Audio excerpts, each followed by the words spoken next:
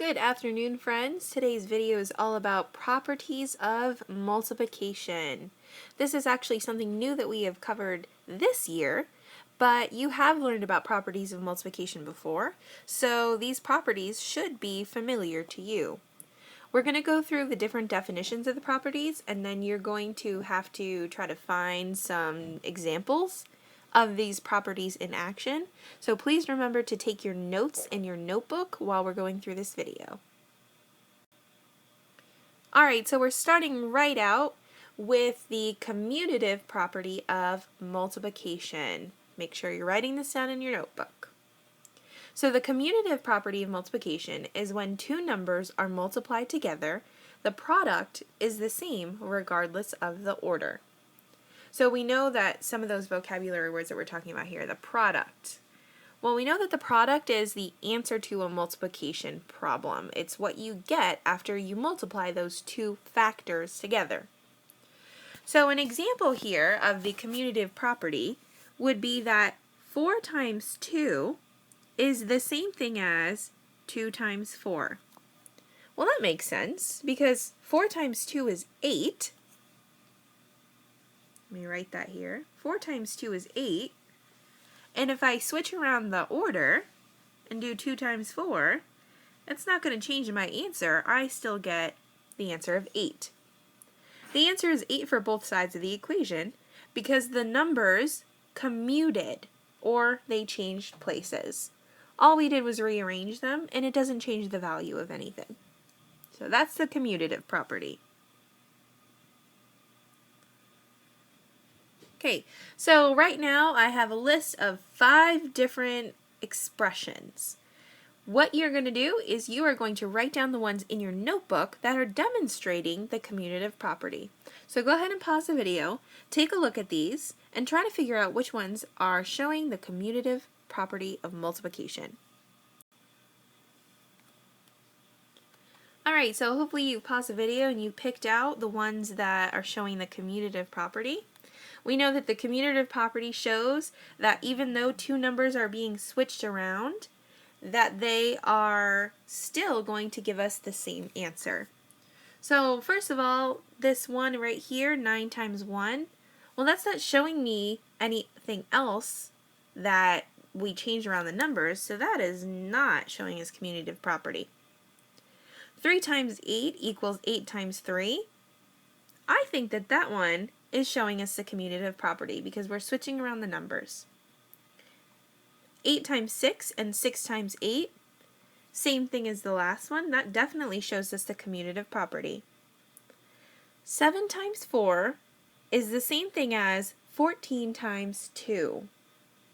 Well, it did give us two different expressions to look at here, but is 7 times 4 the same thing as 14 times 2? Would I get the same answers if I did both of those equations? No, I don't think so. So that is not showing us commutative property. And finally, 3 times 6. Same thing with the first one. That's not showing us any transfer or change in numbers. So that is not showing us commutative property. Alright, next up we have the associative property of multiplication. So the associative property is that when 3 or more numbers are multiplied, the product is the same regardless of the grouping of factors. So we have this example here.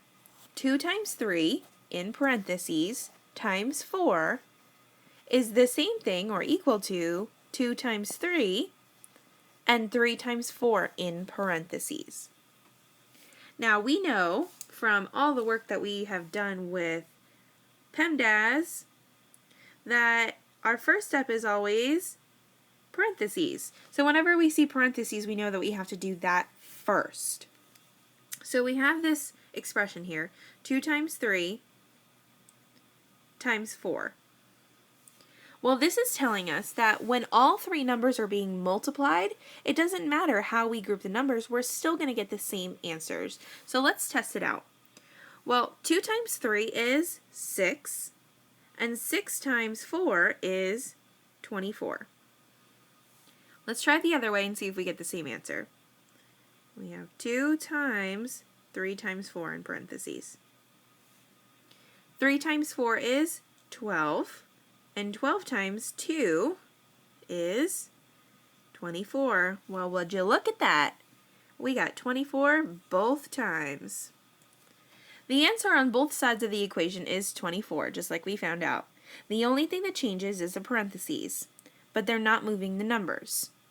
But even though we know that we do the parentheses first, because all three of those numbers are being multiplied together, it doesn't matter what order we do them in, we're always going to get the same answer. Alright, you guessed it, same thing as last time. This is a list of 5 different expressions. You have to pause the video and figure out which ones are demonstrating the associative property.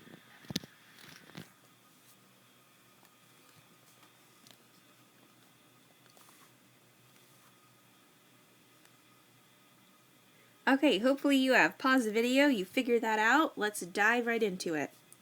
1 times 9. Well, that's not showing me the associative property because there's no parentheses even in that expression at all. So that is a wash. No thanks. Alright, 3 times 3 in parentheses times 3 is equal to 3 times 3 in parentheses. Well, even though those are all the same numbers, it did look like we changed the order of the parentheses, and in both sides of those equations, we get the same answer. So this is showing us the associative property. Alright, 4 times 5 is equal to 5 times 4.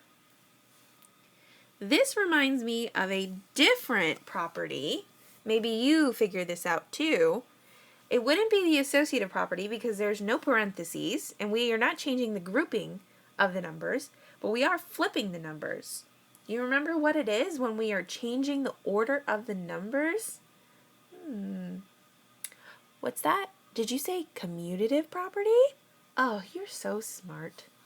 So this is the commutative property. It would not be associative, so that is not what we're looking for. Alright, 2 times 3 times 9 in parentheses is equal to 2 times 3 in parentheses times 9. This is associative property because we're changing the grouping, and so is the next one because we are changing the grouping of the parentheses. So you should have had these 3 expressions written down on your notebook. Alright, we have next the identity property of multiplication. And this multiplication property is very simple to remember.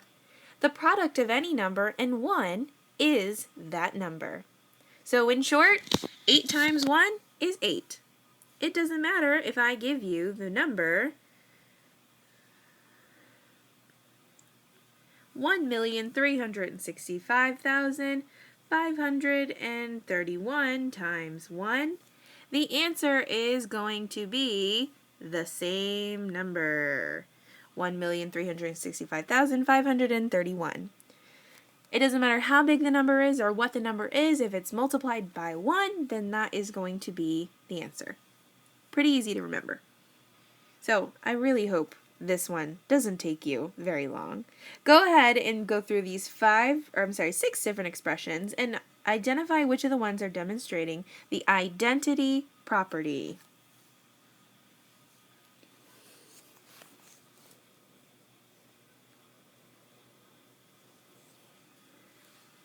Alright, so let's go through the list. 2 times 8. Well, there's no 1 in that at all, so that is definitely not the identity property. 3 times 1. I see a 1 there. That is the identity property. Same thing with the next one here. 1 times 6. Again, identity property. A number times 1. 2 times 5 times 2. I don't think so. 5 times 2 and 2 times 5. Here comes that commutative property sneaking back up on us. We're changing the order of the numbers. That is not identity property. And the last one, 17 times 1. This one is the identity property. Alright, next up we have multiplication property of 0. Just like the identity property, this one is very easy to remember. Any number multiplied by 0, the product will always be 0. So 28 times 0 is 0. It doesn't matter what number you're multiplying by 0. It could be that huge long number like I gave you last time times 0, and it will always be 0. So go ahead and go through these 6 different expressions, figure out which ones have the property of 0. I'm going to give you 10 seconds. Ready? Go.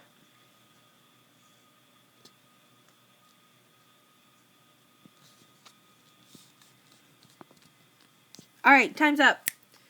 8 times 0, yes. 0 times 72, yes. 3 times 4 times 1. I don't see a 0 in there, so that's a no. 12 times 2 times 23, no. 0 times 4, why yes. And 83 times 0, yes. So you should have picked these 4 expressions. All right, and finally, we have our last property. This is the distributive property, and this is one of my favorite properties. This property shows that a multiplication fact can be broken into the sum of 2 other multiplication facts.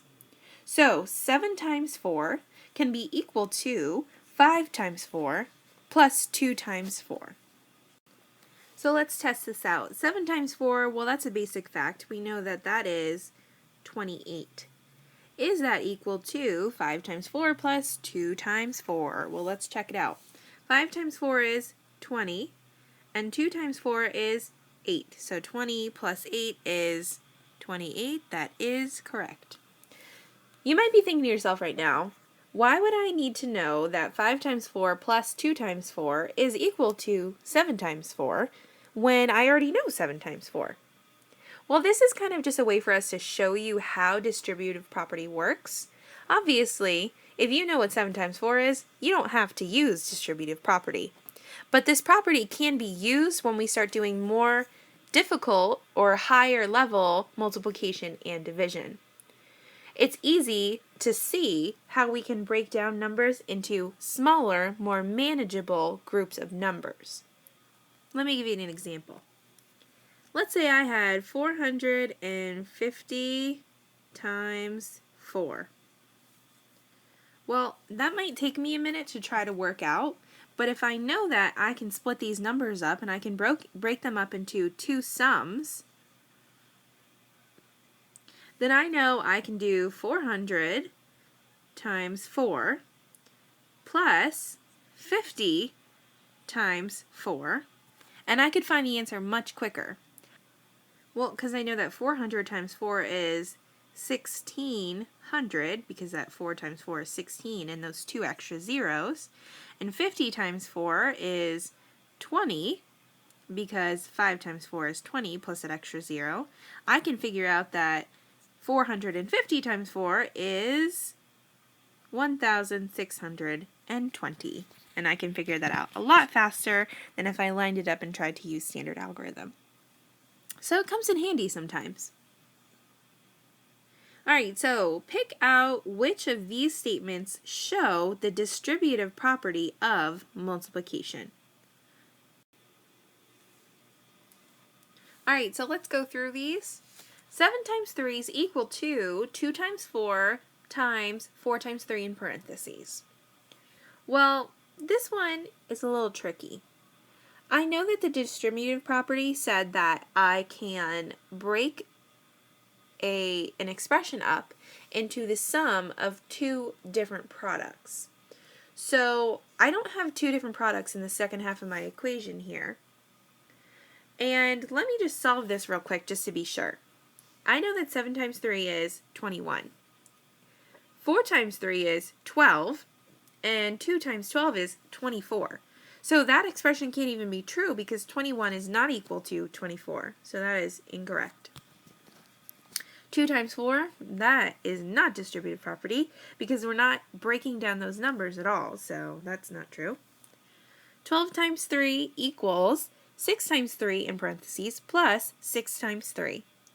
Well, I would say that this is distributive property because I'm breaking up that 12 into 6 and 6 times 3. Alright, let's look. Same thing with this next one. I'm breaking up that 24 into 20 and 4 multiplying them both by 5, so I am using the distributive property. And then these next two equations, 33 times 4, that is not showing me distributive property. And 0 times 8, I know that's not distributive property because it has a 0 in it, which means that it is the multiplication property of 0.